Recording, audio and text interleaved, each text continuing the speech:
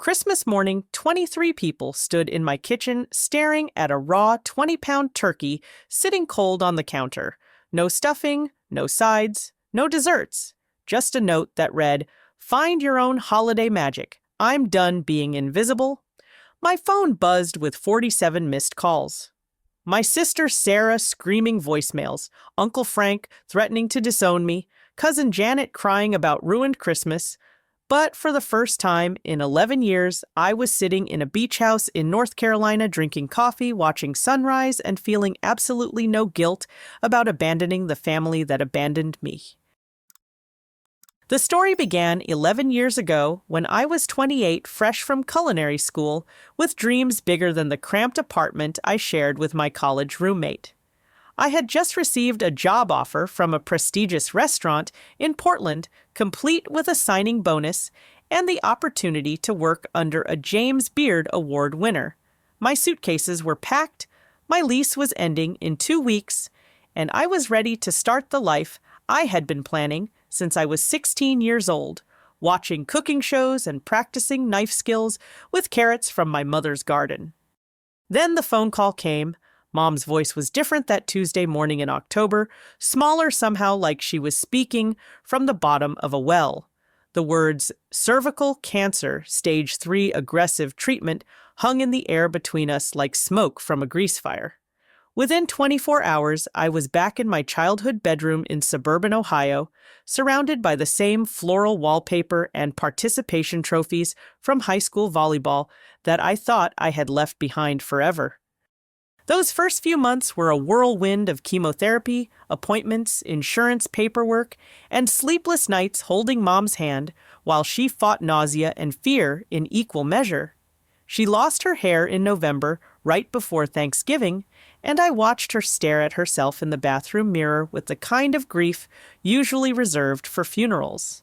That's when she asked me to sit with her on the back porch, wrapped in the quilt her mother had made, and delivered the request that would reshape the next decade of my life. "Promise me something, Daniela," she whispered, her fingers cold and thin in mine. "Promise me you'll keep everyone together through these dinners, the holidays, the birthdays, the celebrations. You're the only one who understands that food isn't just sustenance, it's love made visible. It's the thread that weaves families together when everything else tries to tear them apart."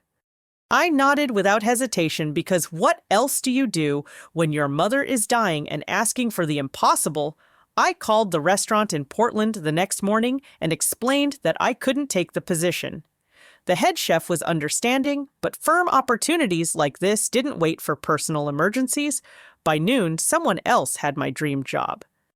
Mom passed away on a snowy January evening, surrounded by family who had gathered from across the Midwest.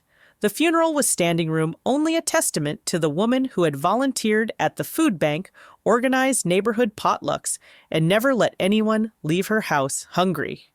In those raw weeks after the burial, when grief felt like walking through molasses, I threw myself into planning the first holiday without her Easter. I spent 3 weeks researching traditional recipes, testing different combinations of seasonings, and practicing the art of cooking for 25 people instead of the intimate dinners for 4 I was used to preparing. My father, Robert, seemed genuinely grateful, his usually stern demeanor softening as he thanked me for keeping Mom's tradition alive. My sister, Sarah, married with 2 young children and living 30 minutes away, brought flowers and wine, staying after dinner to help load the dishwasher and wrap leftovers. My brother Marcus, always the free spirit, serenaded us with his guitar after dinner, playing Mom's favorite Beatles songs while the kids fell asleep on the living room carpet. Uncle Frank, Mom's older brother, and the self-appointed patriarch of our extended family, stood up during dessert to make a toast about how proud Mom would be to see us carrying on her legacy of hospitality. For those first few holidays, it felt like what Mom had envisioned, a family drawn closer by shared loss, united in honoring her memory through the simple act of gathering around a table laden with food made with love. I hosted Thanksgiving at the family house where I had grown up, the same house where Mom had taught me to roll pie crust and time a turkey to perfection. Christmas Eve brought 32 relatives crowding into the dining room and spilling into the living room, balancing plates on their knees and sharing stories about Mom's legendary potato salad. During those early years, the burden felt manageable, even meaningful. Sarah would arrive early to help chop vegetables and set tables. Marcus contributed by decorating and providing entertainment. Various cousins brought appetizers or desserts, and everyone pitched in with cleanup afterward. Father covered the grocery expenses without being asked, understanding that feeding 36 people required a significant investment in ingredients and preparation time. I was working as a receptionist at a dental office, then a job that paid the bills, but left me intellectually hungry for the creative challenges I had planned to pursue in Portland. The holiday cooking became my outlet, the way I could use my culinary training and connect with the memory of why I had fallen in love with food in the first place. When Cousin David complimented my herb-crusted lamb, or Aunt Linda asked for the recipe for my pomegranate glazed carrots, I felt the same pride I imagined I would have experienced in a professional kitchen. But somewhere between the second and third year, the dynamics began to shift in ways I didn't recognize until it was too late to course correct. Sarah started arriving later and leaving earlier, citing the challenge of managing her children's schedules. Marcus would show up with a new girlfriend who required special dietary accommodations, expecting me to prepare separate dishes without advance notice. Uncle Frank began critiquing my menu choices, suggesting that I stick to traditional American foods instead of experimenting with international flavors. The financial responsibility gradually fell entirely on my shoulders as family members began treating the gatherings as restaurant experiences rather than collaborative celebrations. When I mentioned the rising cost of groceries, particularly for holiday ingredients like organic turkey and fresh herbs, I was met with responses like, "You're so good at budgeting," and "We know you'll figure it out." The implicit understanding became that hosting was my job, my contribution to the family, my way of earning my place at the table. My personal relationships began to suffer as every holiday weekend was consumed by preparation, cooking, and recovery. I dated a man named David for 8 months, a kind accountant who initially found my commitment to family admirable. But when I had to cancel our Valentine's Day plans because I was catering my cousin's engagement party, and when I spent our entire spring break preparing for Easter instead of joining him on a trip to California, he gently explained that he needed a partner who was present in her own life. The loneliness was becoming acute, but I told myself it was temporary, that I was doing important work keeping Mom's vision alive. I didn't realize then that I was slowly disappearing into a role that demanded everything and offered nothing in return, trading my dreams and relationships for the illusion of being indispensable to people who were learning to take my sacrifices for granted. By the 5th year, the requests had evolved into demands delivered with the casual entitlement of customers at a restaurant they frequent regularly. Sarah would call 2 days before Thanksgiving with a list. "The kids want mac and cheese this year, but make it the fancy kind with 3 cheeses. Also, Brian's bringing his new girlfriend, and she's gluten-free, so we'll need bread stuffing and gluten-free stuffing. Oh, and can you make those little pigs in a blanket? The kids saw them at a party and won't stop asking." I found myself grocery shopping with lists that filled 2 full pages, pushing overflowing carts through crowded stores while calculating whether I could afford both the organic turkey and the grass-fed beef for the roast that Uncle Frank insisted was essential for a proper holiday meal. $300 became the baseline for holiday grocery expenses, not including the wine flowers and last-minute ingredients for dishes that family members would request via text message the night before gatherings. Working 2 jobs became a necessity rather than a choice. My dental office position paid for rent and utilities, while weekend catering gigs provided the extra income needed to fund family celebrations. I would spend Saturdays making appetizers for wedding receptions and corporate events, then come home Sunday evening to begin preparing for whatever family gathering was scheduled for the following weekend. The physical demands were becoming unsustainable. Holiday preparation began 3 days in advance with shopping, cleaning, and initial prep work. I would take vacation days from the dental office to accommodate the cooking schedule, standing in the kitchen from 8 in the morning until midnight, breaking only to check on roasting timers or stir simmering sauces. My feet would swell from standing on tile floors for 16 hours straight, and I developed chronic back pain from lifting heavy pots and reaching into deep ovens. But the physical exhaustion was nothing compared to the emotional isolation that settled over me like fog. During family gatherings, I became the invisible woman moving between kitchen and dining room, refilling empty platters and clearing dirty plates, while conversations continued around me as if I were hired help rather than a family member. Photos were taken constantly during these celebrations, documenting every smile and every shared moment, but I was never in them because I was always behind the camera or behind the stove. When my nephew Jake turned 10, Sarah threw him a birthday party at the family house and asked me to make his requested chocolate cake with peanut butter frosting. I spent 6 hours creating a 3-layer masterpiece decorated with hand-piped baseballs because Jake was obsessed with Little League.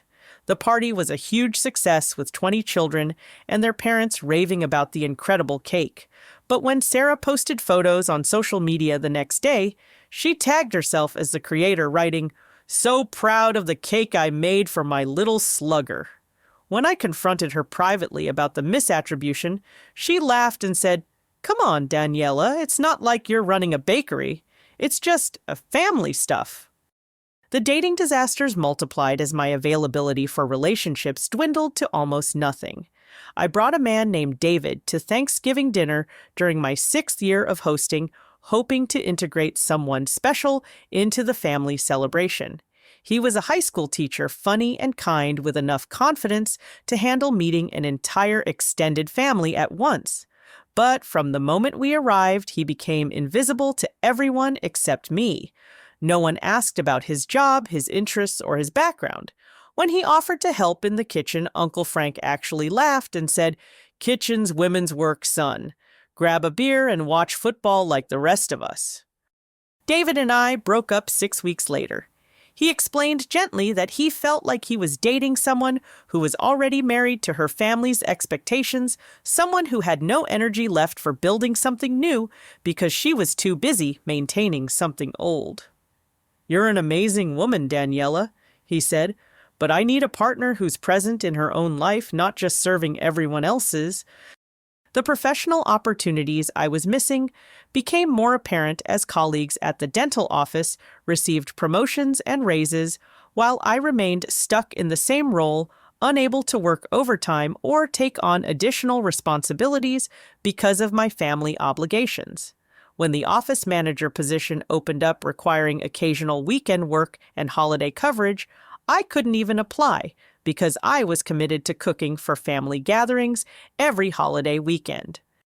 The breaking point of that period came when I accidentally saw Sarah's phone screen while she was scrolling through messages at Christmas dinner. There was a group chat called Family Updates that included everyone except me. The preview messages I glimpsed made my stomach turn. "Daniela's green bean casserole is getting worse every year, but free food is free food, lol." And "think she'll ever get married or just cook for us forever." The most painful message was from Marcus. "Mom always said Daniela was the responsible one. Guess that means boring." When I confronted Sarah about the group chat after most guests had left, her response was a masterclass in dismissive cruelty. "Oh my God, Daniela, we're just venting. Everyone needs to blow off steam somewhere. Don't be so sensitive about every little thing. We appreciate what you do, but you don't have to take everything so personally." That night, lying awake in my childhood bedroom at 3 in the morning, I realized I had become a ghost in my own life. I was 34 years old, single, stuck in a dead-end job, with no savings and no prospects for change, because every spare dollar and every free moment was consumed by family obligations that no one else viewed as sacrifices. I was keeping Mom's tradition alive, but I was dying in the process. The most crushing realization was that my family had created an entire communication system that excluded me, reducing me to a service provider they could mock and criticize while enjoying the benefits of my labor. I wasn't preserving family unity. I was enabling family dysfunction while sacrificing my own happiness on the altar of their convenience. October of my 10th year brought the kind of betrayal that reorganizes your understanding of everything you thought you knew. It started with a manila envelope delivered to my apartment by mistake addressed to my father but sent to my address because I had been handling correspondence related to the family house for the past 3 years. Inside were legal documents from a real estate development company, detailed architectural plans for a shopping complex, and a purchase agreement for the property where I had been hosting family gatherings since Mom died. The house where she had drawn her last breath, the house where I had learned to cook at her side. The house I thought belonged to all of us equally was being sold to developers who planned to demolish it and build a strip mall. The purchase price was substantial $450,000, enough to provide each of Mom's 3 children with a significant inheritance. But what devastated me wasn't the sale itself. It was the realization that this decision had been made without consulting me, despite the fact that I had been paying the property taxes for the past 3 years. When I confronted my father that evening driving to his condo, with the documents clutched in my shaking hands, his response revealed a level of entitlement that took my breath away.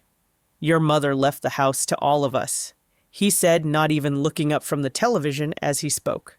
"We need the money for retirement and other investments. You can host the holidays somewhere else. Your apartment's big enough for family dinners if you move the furniture around." The casual dismissal of my emotional attachment to the house was stunning, but the financial revelation was worse. For 3 years, I had been receiving bills for property taxes, insurance, and maintenance that the family claimed they forgot to pay. $800 per month had been coming out of my already strained budget money I had justified as my contribution to maintaining Mom's house. Money that could have been building my emergency fund or financing my return to culinary school. What I discovered next shattered any remaining illusions about my family's respect for my sacrifices. They had been meeting regularly to discuss finances, inheritance, and future plans without including me in any conversations. These weren't spur-of-the-moment decisions. They were calculated choices made by people who viewed me as a useful service provider rather than an equal family member. The meetings had been happening for months at Sarah's house, usually Sunday afternoons when I was working catering events. Marcus had driven up from Cincinnati specifically for these discussions. Uncle Frank served as the unofficial chairman, making pronouncements about how family money should be distributed and what everyone deserved based on their circumstances and contributions. According to the notes I found when I confronted Sarah directly, I was described as financially stable because she has no kids and lives simply. The assumption was that I needed less money than other family members because I had fewer responsibilities and expenses. No one had bothered to ask about my actual financial situation, my career aspirations, or my plans for the future.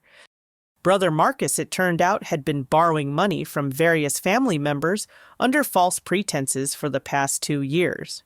The $2,000 he claimed he needed for professional recording equipment had actually funded a vacation to Mexico with his girlfriend.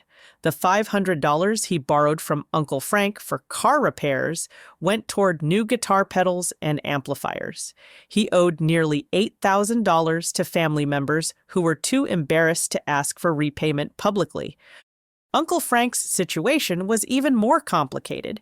His retirement account was nearly depleted due to poor investment choices and unexpected medical expenses for his wife's extended illness. He had been pressuring family members to contribute to his financial stability while positioning himself as the wise patriarch managing everyone else's inheritances and decisions. November arrived with Thanksgiving preparations beginning automatically as they had for the past decade. But this year felt different. as I pushed my cart through the grocery store, calculating the cost of ingredients for dishes that people would consume without gratitude and criticize behind my back. I felt something inside me break completely. The turkey alone cost $68. The fresh cranberries, real vanilla beans, organic sweet potatoes, and grass-fed butter for Uncle Frank's specific dietary requests added another $140 to the bill. I was preparing to spend $300 of my own money to feed people who were secretly planning to sell the house where we gathered without consulting me while they borrowed money from each other and complained about my cooking in group chats. That Wednesday night before Thanksgiving, as I was prepping vegetables and brining the turkey, Sarah called with her annual last-minute demands. This year, her new boyfriend had severe food allergies that would require me to completely overhaul the menu to ensure nothing contained nuts, soy, or shellfish. "It's not that hard, right?" she said cheerfully. "Just make everything from scratch instead of using store-bought ingredients. I know you love a challenge." I hung up the phone and stood in my kitchen surrounded by ingredients for a meal that would cost me 3 days of preparation and a week's wages, looking at the note I had written myself earlier that day. Is this what Mom really wanted, or is this what I convinced myself she wanted because I was afraid to live my own life? That night, I barely slept. I kept thinking about Mom's actual words from that conversation on the back porch. "You're the only one who understands that food isn't just sustenance, it's love made visible." But what I had been doing for the past 10 years wasn't making love visible. It was making my own erasure visible, while enabling other people's selfishness in the name of honoring a woman who had never asked me to sacrifice my dreams for anyone else's comfort.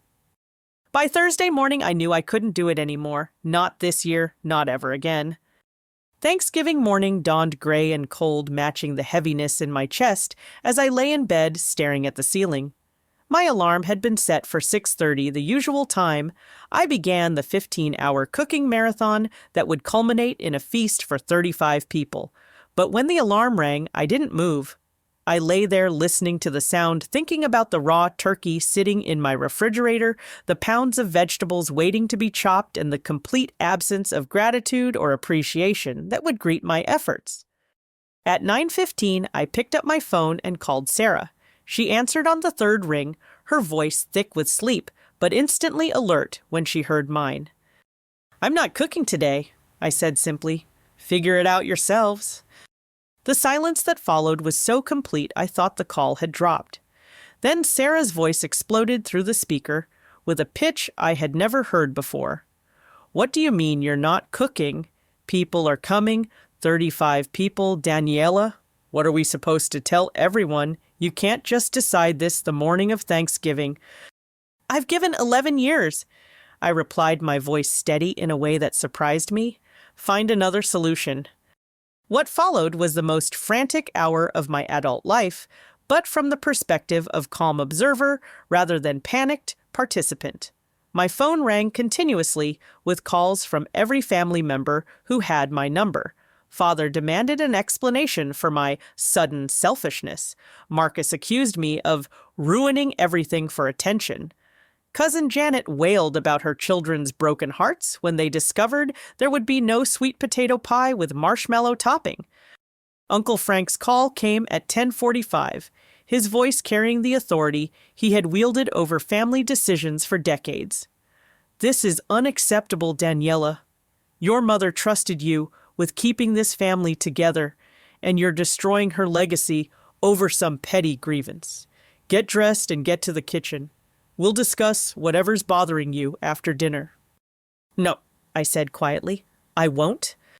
By 11 o'clock, an emergency family meeting had been called at the house. I could have refused to attend, but something in me wanted to face them all at once to say everything I had been thinking for years to the people who had taken my sacrifices for granted while excluding me from every meaningful conversation about our shared future.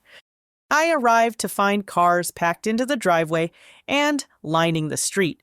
Everyone was there, Father in his good sweater looking stern and disappointed, Sarah pacing the living room with her phone pressed to her ear, trying to find a restaurant that could accommodate a last-minute party of 35. Marcus slouched in Mom's chair, strumming his guitar aggressively, Uncle Frank holding court in the kitchen, gesturing at the empty countertops as if he could summon a feast through force of will. When I walked in, the conversation stopped. Cousin Janet's children, dressed in their Thanksgiving outfits, ran to hug me with the innocent expectation that Aunt Daniela would fix everything like she always did. But this time I knelt down to their level and explained gently that the grown-ups needed to figure out dinner together, that I wouldn't be cooking today, but that didn't mean there wouldn't be food. Uncle Frank's speech began before I had even stood back up. "Your mother would be ashamed of you," he announced, his voice carrying across the room filled with 20 relatives who had arrived expecting a traditional celebration. "She trusted you with something precious and you're throwing it away because you want attention. We've given you purpose, Daniela. We've let you be the center of everything for years, and this is how you repay our trust." The words "given you purpose" hit me like a physical blow. This man who had borrowed money from family members while positioning himself as our financial advisor, who had pressured me to contribute to his expenses while he planned to sell my mother's house without consulting me, was claiming that my decade of service had been a gift they had graciously allowed me to provide. Sarah jumped in with tears streaming down her face, holding her young daughter, who was crying about the absence of traditional Thanksgiving smells. "Mom's been looking forward to your stuffing for weeks," Sarah said, her voice breaking strategically. "How can you disappoint a 6-year-old over some family drama that we can work out later?" That's when I found my voice completely. Standing in the living room where Mom used to read bedtime stories, surrounded by people who had taken my love and labor for granted for a decade, I said everything I had been thinking for years, but had never been brave enough to voice. I have spent 11 years of my life sacrificing my dreams, my relationships, and my financial stability to honor what I thought Mom wanted. I began, my voice carrying clearly through the sudden silence. I've spent over $30,000 of my own money on groceries for family gatherings. I've worked 2 jobs to afford the privilege of cooking for people who exclude me from group chats so they can mock my efforts. I've missed promotions, canceled dates, and turned down opportunities because I thought keeping this family together was more important than living my own life.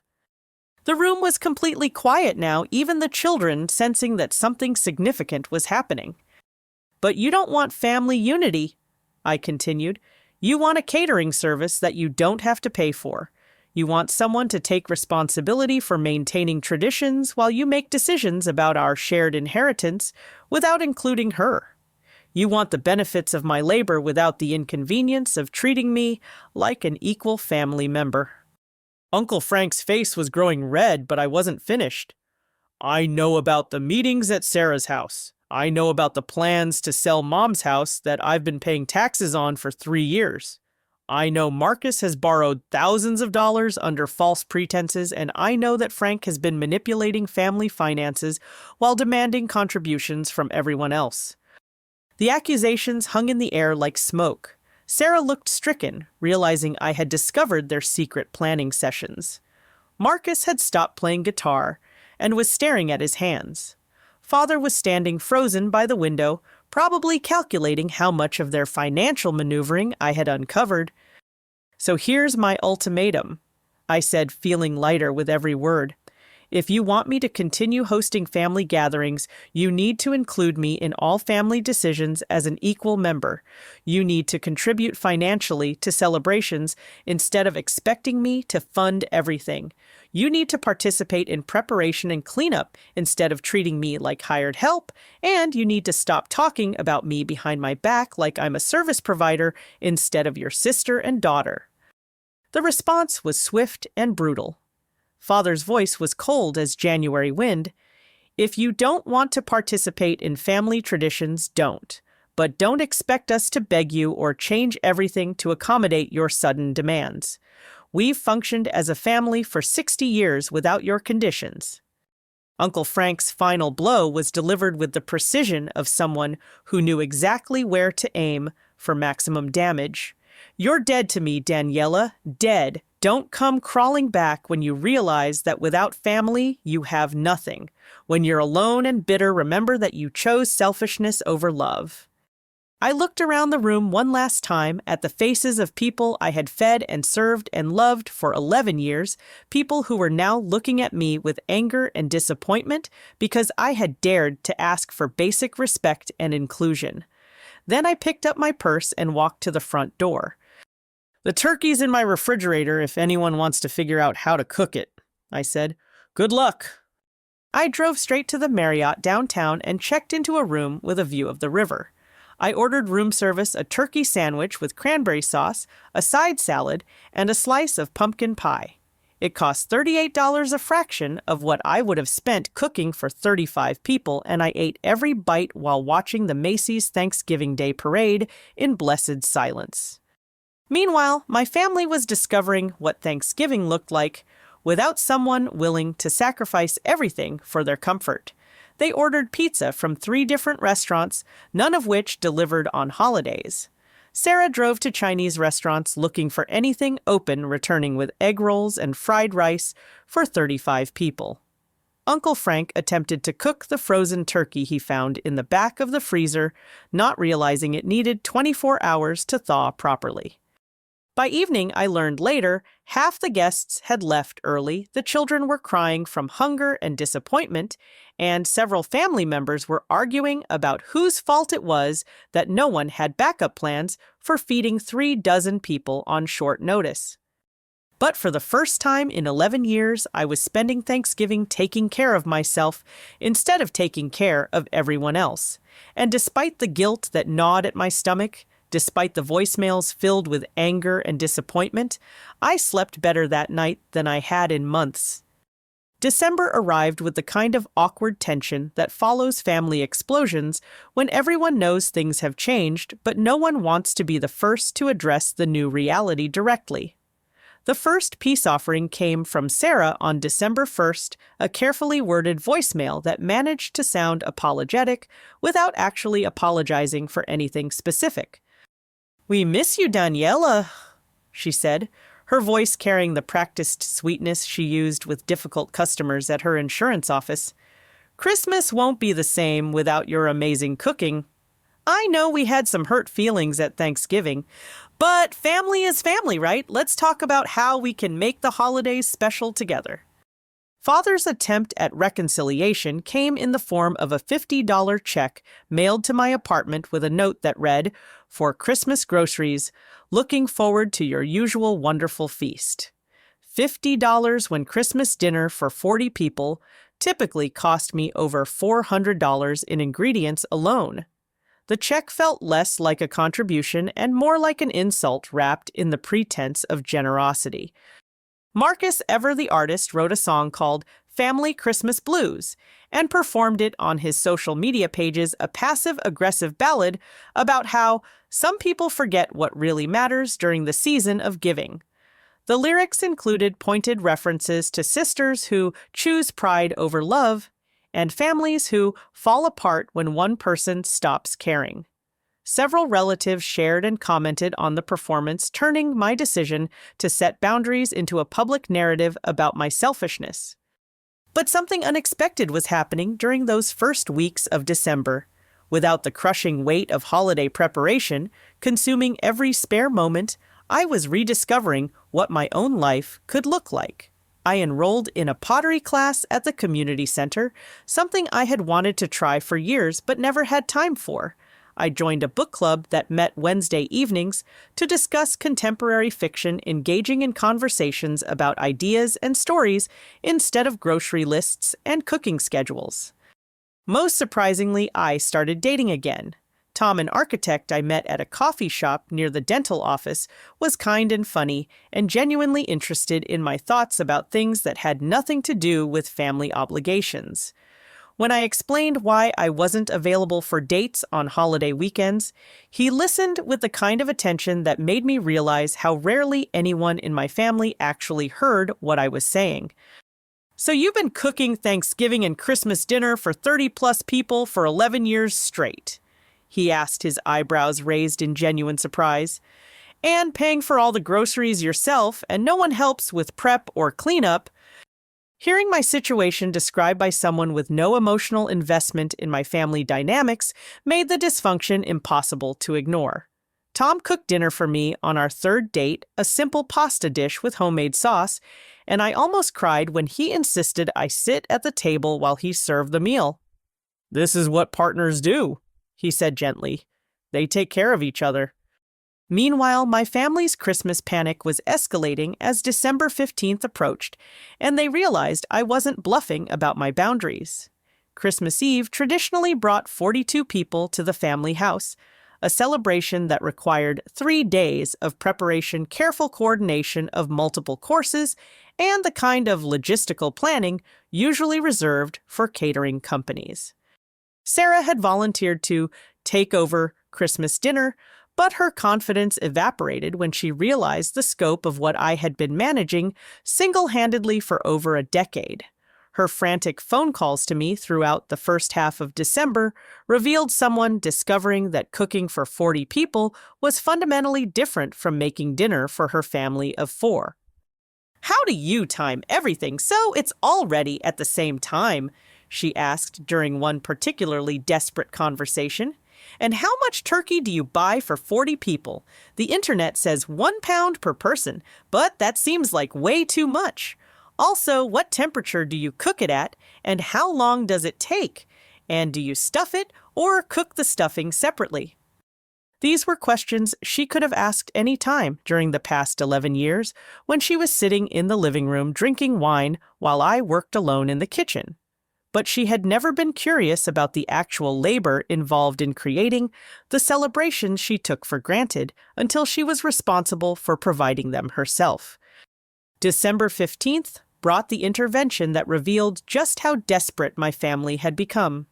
I arrived home from work to find cars filling my apartment complex parking lot and a crowd of relatives standing outside my building. Sarah, Father Marcus, Uncle Frank, and various cousins had coordinated an ambush designed to guilt me back into compliance through emotional manipulation. They had brought props, childhood photos of me helping Mom in the kitchen, the wooden recipe box that had belonged to my grandmother, and several of my young nieces and nephews who had been coached to cry about missing Aunt Daniela's cookies and ask why I didn't love them anymore. The performance was orchestrated with the precision of a political campaign. Sarah delivered a speech about how Mom had entrusted me with keeping the family together through food and traditions. Father talked about the importance of honoring the dead through acts of service. Uncle Frank positioned himself as the wise elder, offering forgiveness for my temporary selfishness if I would return to my proper role. The emotional manipulation was so transparent it was almost insulting, but for a moment surrounded by crying children and adults talking about love and family and tradition, I felt my resolve wavering. Maybe I could compromise, I thought. Maybe I could cook just the turkey and let them handle the sides. Maybe I was being too rigid in my demands for respect and inclusion.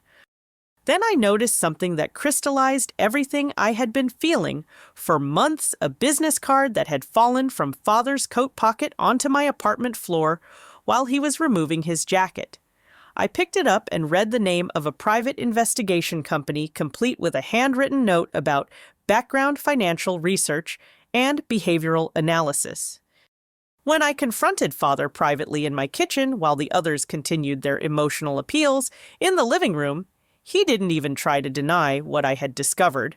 My family had hired a private investigator to research my finances, my employment history, my dating life, and my daily activities looking for leverage they could use to force me back into my role as their unpaid holiday caterer.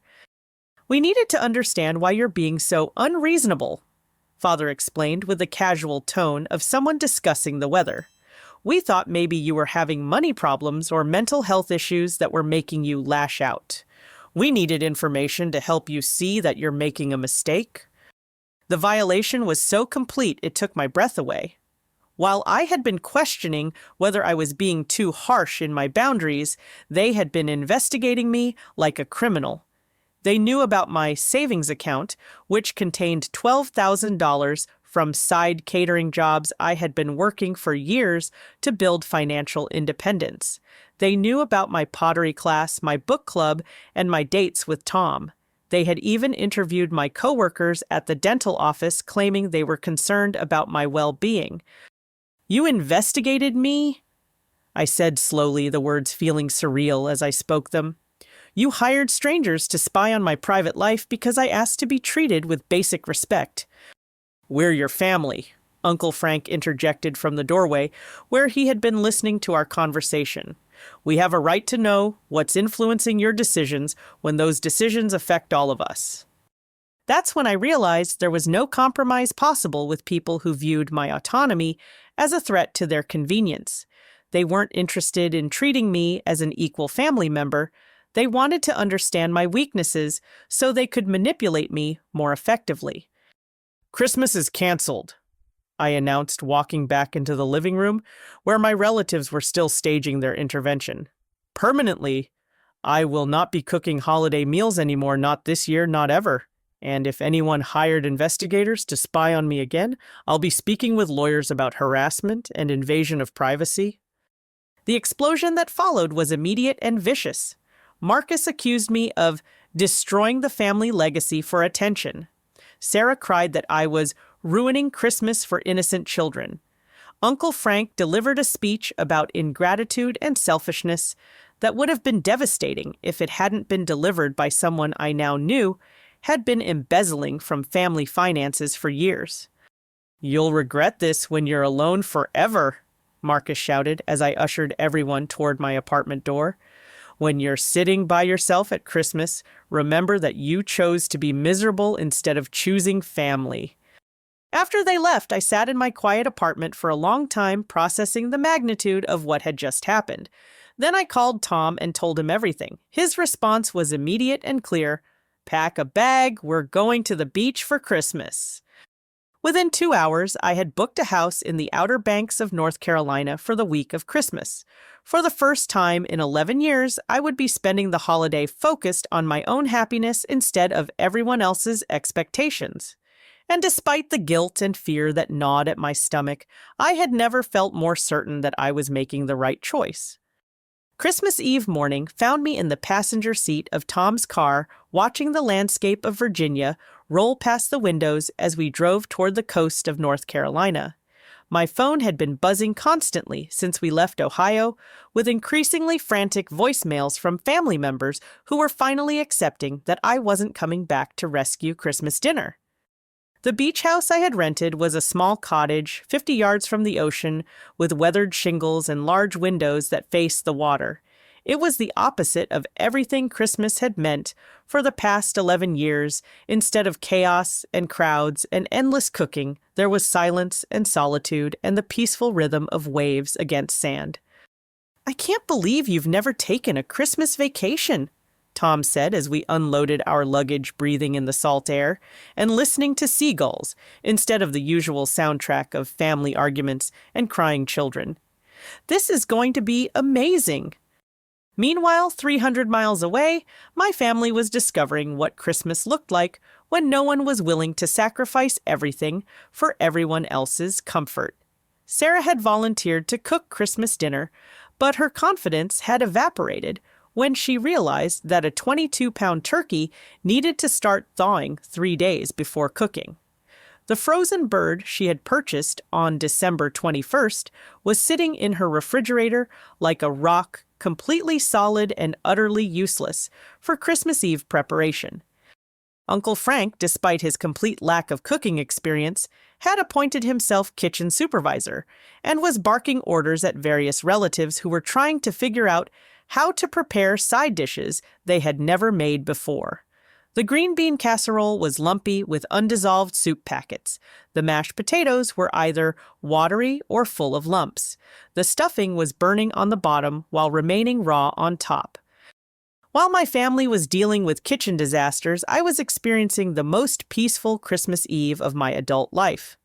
Tom and I took a long walk on the beach, collecting shells and watching dolphins play in the surf.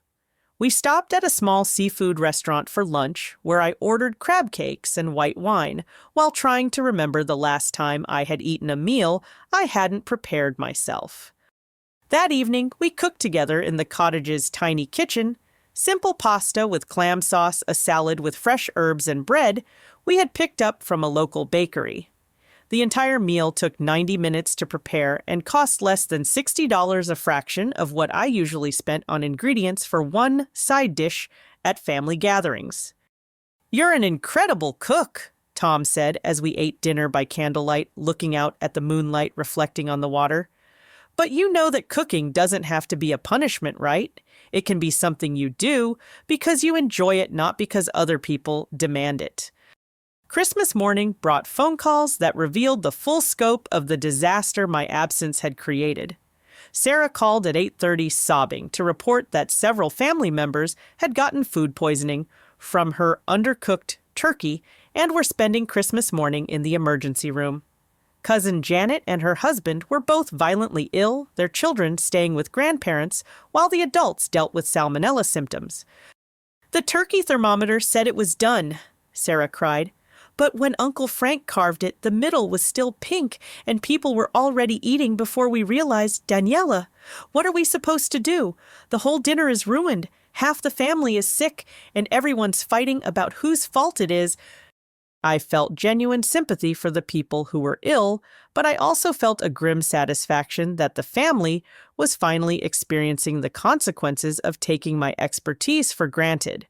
Cooking for 40 people isn't something you can figure out on Christmas morning with no experience and no planning. While my family was dealing with emergency room visits and ruined celebrations, I was having the kind of Christmas morning I had dreamed about for years. Tom and I slept until 9 o'clock, made coffee and cinnamon rolls from a can, and opened small gifts we had bought for each other at beach shops the day before. No stress, no schedules, no demands from people who expected miracles without appreciation. That afternoon brought another phone call that changed everything. This one was from my cousin David, the family accountant, and his voice was shaking with anger and shock. "Daniela, I need to tell you something about Uncle Frank," he said without any preamble. "I've been going through the books for the hardware store and there's money missing. A lot of money." What David had discovered was a pattern of theft that had been happening for over 2 years. Uncle Frank, who had been managing the finances for the family hardware business that had belonged to my grandfather, had been systematically stealing from company accounts to fund his gambling addiction. The missing money totaled nearly $50,000 money that had been diverted through fake invoices, inflated expense reports, and straight cash withdrawals from business accounts. Uncle Frank had been covering the shortfall by pressuring family members to contribute to his medical expenses and retirement fund, creating artificial financial crises that justified asking relatives for money. The property sale.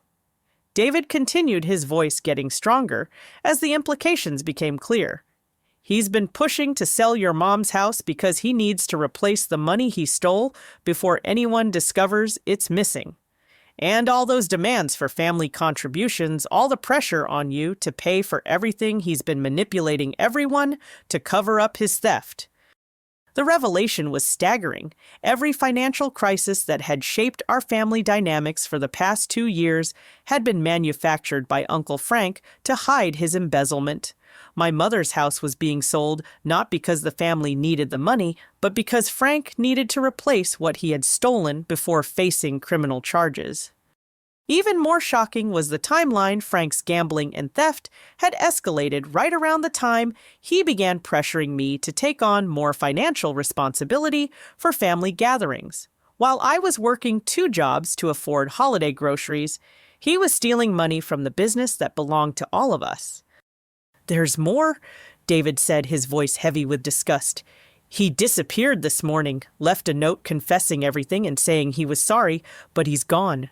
No one knows where he went, but his wife found evidence that he'd been planning this for weeks." Christmas morning, while I was opening presents on the beach and his theft was being discovered, Uncle Frank had been packing his car and driving toward parts unknown, leaving behind a family business in financial ruin and relatives who were discovering that their respected patriarch had been systematically robbing them for years. The irony was bitter and complete. The man who had accused me of destroying family unity had been stealing from family resources while manipulating everyone else to cover his crimes. The person who had called me selfish and ungrateful had been taking advantage of our trust and love for his own benefit. As I sat in the beach cottage that evening, watching the sunset paint the sky in shades of pink and orange, I realized that my decision to set boundaries hadn't destroyed anything that was actually worth preserving. My family's dysfunction wasn't caused by my refusal to cook holiday dinners. It was revealed by my refusal to continue enabling a system that allowed people like Frank to exploit the goodwill and labor of others. For the first time in 11 years, I was spending Christmas focused on my own well-being instead of everyone else's demands. And despite the chaos and revelations happening hundreds of miles away, I had never felt more peaceful or more certain that I had made the right choice. December 27th found me driving back to Ohio with Tom, who had agreed to extend his vacation to help me navigate whatever family crisis was waiting for my return. The voicemails on my phone told a story of complete financial and emotional devastation, Uncle Frank's disappearance, the discovery of his extensive theft, and a family finally forced to confront the dysfunction they had been enabling for years. The family meeting I called for that evening was unlike any gathering we had ever held.